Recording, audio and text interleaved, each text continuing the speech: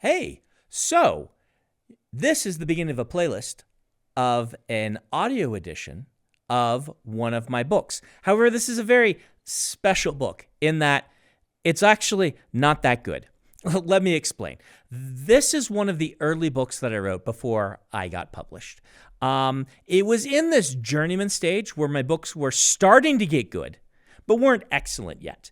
And it is actually the first book I ever wrote, knowing that I was going to build this thing called the Cosmere.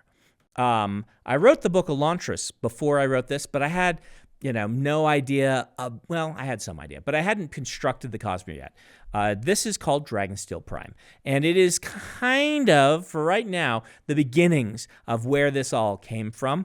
However, a lot of it's not canon anymore. You'll see that I pulled big chunks out to write Stormlight eventually. This was my 7th book. Mistborn was my 14th. Elantris was my 6th. Elantris went through a lot of drafts before it became the book that got released. This book didn't go through those.